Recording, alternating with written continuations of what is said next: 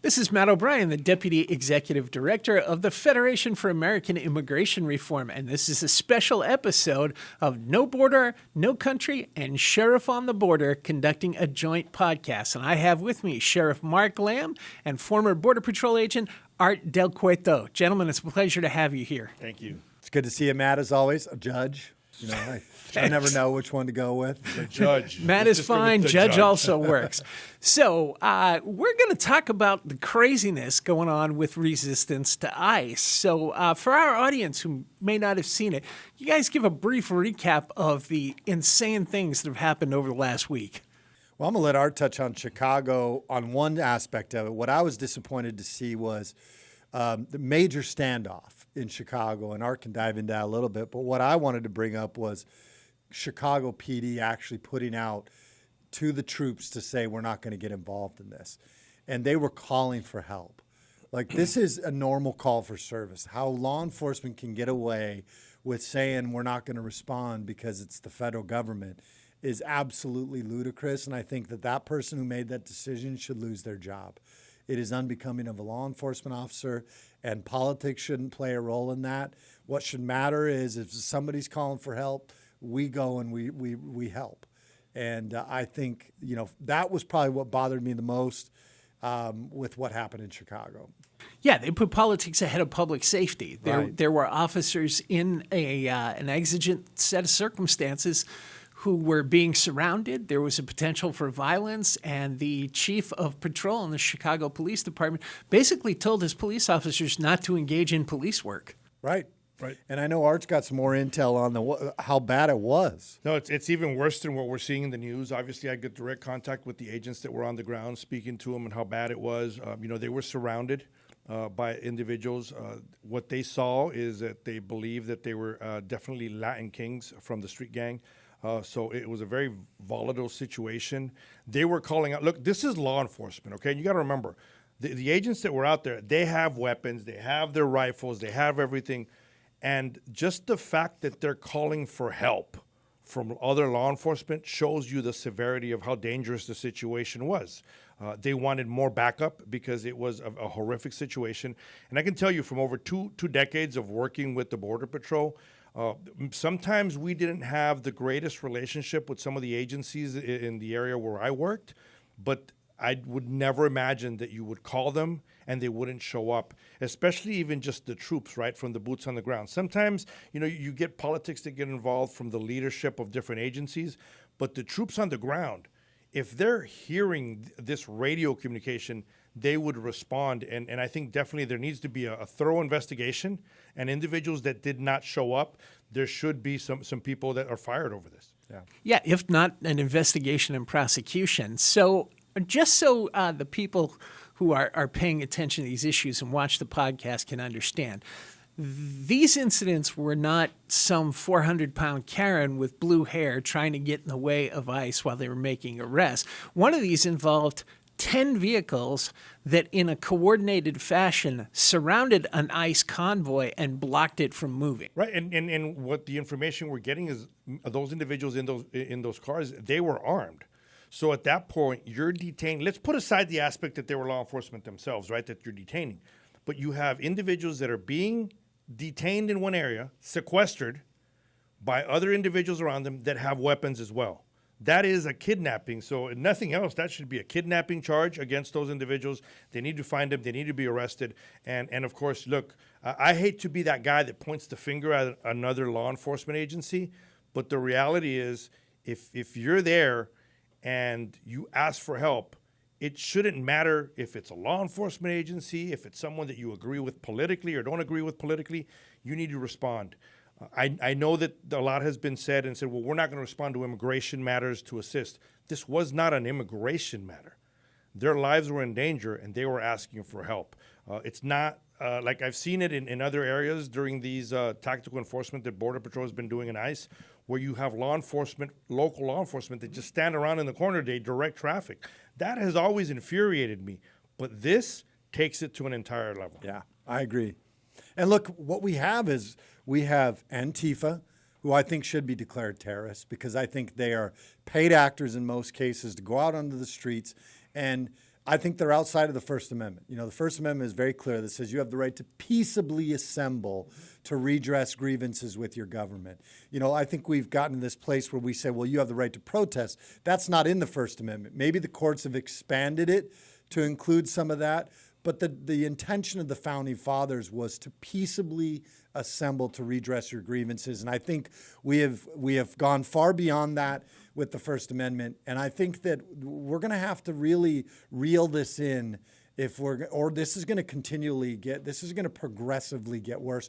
And I blame politicians and I blame the media, politicians in Chicago and LA, politicians in Portland, who are continuing to call ICE and Border Patrol, the Gestapo, and so many other and fascists, which only emboldens these people to go out and do things like this, which is, you know, sequester our ICE agents when they're in the process of doing a job that Congress said do. Well, we all know this is a bunch of hogwash. I mean, it's these jurisdictions don't have any authority to exempt themselves from federal law. And what is happening to these individuals who are being arrested by ICE, and you know, as somebody who was an immigration judge, spent a long time as a trial attorney with ICE, drives me nuts to hear people going, oh, this is the Gestapo. No, the Gestapo came and rousted German citizens in the middle of the night and sent them to death camps for the crime of happening to be Jewish. These are people who are not citizens of the United States, and the only thing that happens to them is they get returned to the country where they have citizenship and a lawful right to be. That's it. They're not being tortured. I mean, there's nothing like that. You're hearing all that, and you're exactly right. It's honestly, it's sickening to hear people compare who I always refer to as my heroes in green, you know, getting attacked to compared to Nazis and stuff like that. The individuals that use that comparison, they need to go back to school and study history and see what, you know, the atrocities that were done by that regime, and realize that these individuals that are being arrested by Border Patrol or by ICE, they're being taken and their immigration cases are being heard. It just so happens that the majority of these cases, when they came in, it wasn't a legit asylum. And now they're in other words, they came into the U.S., they asked for asylum, their asylum case is being heard. It just happens that their asylum case is not valid, so they're being deported. Completely different, and it is sickening to hear that comparison over and over again by individuals. And Matt, real quick, you know, your show is No Borders, No Country. You know, we are a big country, and so the problem that we had, even as big as we all realized that we had a problem over the last 4 years with the amount of people that came in here, false asylum claims. You can go into Denmark and some of these other countries that have taken a much smaller microcosm of what is happening with people that come in, and the amount of people that are arrested, and then their children that are arrested. And these were asylum claims, or those who end up on government assistance or welfare programs, is so extremely high, and we are naive to think that we are immune from that. And so the rules and the laws we have in place are there for a reason, so that we don't end up like that. And then to have politicians who are really throwing fuel on the fire in these cities where ICE is merely trying to do their job. Well, and here's the other thing, and I think you guys can probably speak to this from personal experience. One of the jobs that ICE and CBP, the Border Patrol, do along the border is they rescue people, and law enforcement in general, county sheriffs. Border Patrol has BORSTAR, Border Patrol Search, Trauma, and Rescue, which I think rescues anywhere from 1,600 to 3,600 stranded aliens every single year, depending upon how many are crossing. And I'm sure every county sheriff's department along the border winds up picking up people who were dumped by the coyotes. They don't have water, they don't have food, they don't know where to go next, and they would die but for the reaction of American law enforcement. Absolutely, and I said it for the longest time when I was working with the agency as well as now. If you look at the amount of individuals that the Border Patrol has rescued out in the border, they're pretty much, you're looking at the largest humanitarian organization in the entire world, because that's what they've been doing, saving lives. And I know some people cringe when I say that, because they're also arresting a lot of individuals.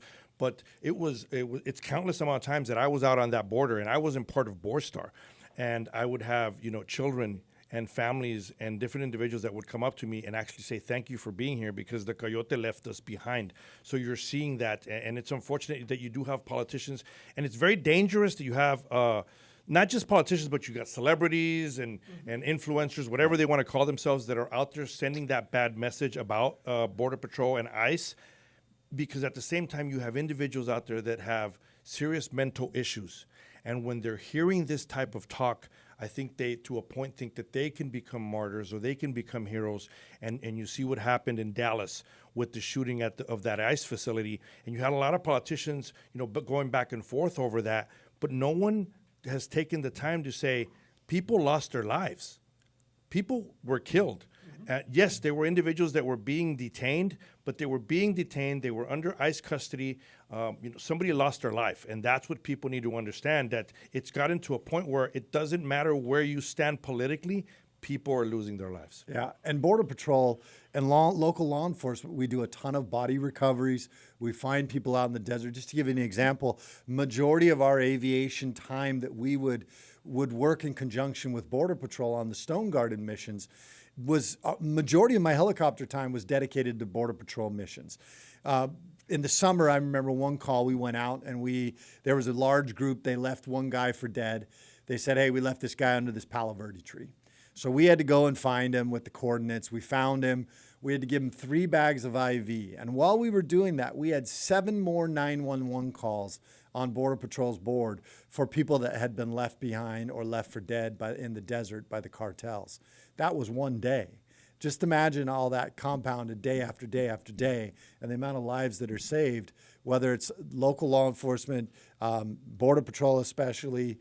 Yeah, there's a tremendous amount of humanitarian work that goes into this. And these people that are out fighting against them right now, it's disingenuine to those men and women who have put on the badge to do this. What do you think it is over the last couple of weeks that has kicked this up a notch? Because clearly there's been something that's happened, and this is getting worse.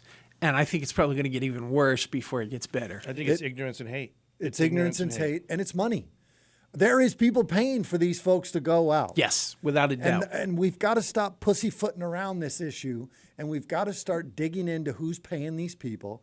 We can't just grab these guys off the street and then turn around and release them later on. They need to be arrested, they need to be held accountable, and we need to dig in and do search warrants and find out who was paying them, and then we need to start holding those people that are paying these paid protesters, paid agitators to go out and ruin our cities and to fight against our federal government. And I think that, and then even to this point where this judge has now intervened in President Trump's ability to exercise the Insurrection Act of 1807 to be able to do the job of protecting these cities. So, yeah, we got some problems that we need to fix. Even in Chicago, I mean, the mayor just said it's an ICE-free zone. What does that mean? And you're getting it from a lot of politicians that said, let the federal government take care of federal issues, which is immigration, and let the other officers take care of the other issues that aren't immigration. Well, this is a federal issue, and Border Patrol and ICE are going out there arresting individuals that have circumvented federal law. And all that they need to do is, if they're in trouble, they need to do their part in the law and assist these agencies when their lives in danger. Well, and I can't think of a more on-point example of insurrection than declaring yourself exempt from one aspect of federal law. I mean, this is absolute craziness. And, you have to wonder, why does Brandon Johnson, why do these people think that it's okay for them simply because they dislike these laws to ignore them while they're expecting everyone else to obey all the other laws? Well, I'll tell you what I've seen, and it's over and over again. I've been trying to figure out what's the reasoning. And all I can say is a lot of individuals are so dug in to hating one particular individual or one political party that they rather continue to push that hate instead of show any type of love for the country. And that's where we're at right now across the globe. And sadly, I wish I could end on a high note, but I believe like you, I don't think it's going to get better. And I think it's going to take some force to be able to correct this ship. And it's probably going to look worse and get worse before it gets better. But ultimately, we're on the right track in trying to fix this country and fix the immigration issues that the last administration created. And so I know we're out of time, and I know we've got some other interviews to jump on, but we just appreciate you even bringing this to light, because our men and women, especially in law enforcement, should be supporting our federal partners as they go about and do their job. Well, thank you both for coming on. Anyone who is interested in this issue and learning more can go to www.fairus.org, where you can find information about this issue and information about what you can do to help.